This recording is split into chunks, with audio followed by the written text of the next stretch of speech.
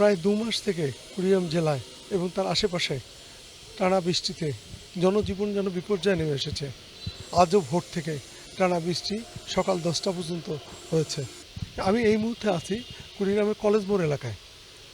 আজ 7 দিন থেকে কোনো ড্রেনেজ ব্যবস্থা ভালো না থাকায় এই যে কলেজ মোড়ের যে এলাকা, এতে পানি জমে আছে।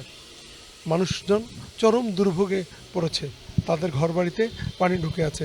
শহরের কোনো অপরিকল্পিত ড্রেনেজ ব্যবস্থা এবং যে ড্রেনগুলো আছে, এই ড্রেনগুলো দীর্ঘদিন থেকে পরিষ্কার না করার কারণে ড্রেনের মধ্যে পানি জমে আছে, পানি স্বাভাবিকভাবে বের হতে পারছে না। এই অঞ্চলে প্রায় শতাধিক বাড়ি রয়েছে এবং প্রায় অর্ধেক বাড়িতেই পানি ঢুকে রয়েছে। মানুষজনের চরম দুর্ভোগে দিন কাটাচ্ছে। দেখে মনে হচ্ছে এটি যেন গ্রামের কোনো পল্লী, কিন্তু শহরের মধ্যস্থলে এমন যে অবস্থা, মানুষের যে কত দুর্ভোগ, কত কষ্ট না দেখলে বিশ্বাস করা যায় না। আজ 2 বছর থেকে প্রায় মেয়র নেই। এই পৌর মেয়র না থাকার কারণে পৌরসভা চালাচ্ছে পৌর প্রশাসক, কিন্তু প্রশাসক সরকারি কর্মকর্তা হওয়ার কারণে নানা আমলাতান্ত্রিক জটিলতার সৃষ্টি হয়েছে।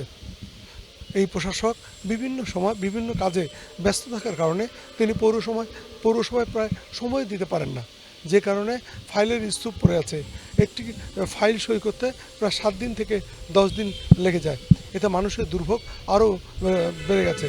স্থানীয় পৌরবাসী বলছে যে আসলে তাদের যেন কষ্টের সীমা নেই। একদিকে পৌরসভার ড্রেনগুলো প্রায় অকেজো হয়ে পড়েছে অপরিকল্পিতভাবে নির্মাণের ফলে, এবং যে ড্রেনগুলো পরিষ্কার না করার কারণে পানি প্রবাহিত হতে পারছে না, যে কারণে মানুষের কষ্ট আরও চরমে উঠেছে।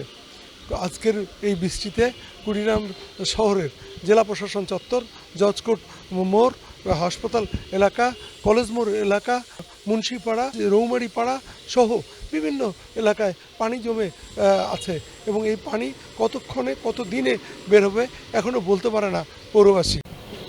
আরো অনেক পানি আছে, এখান থেকে বুঝছি।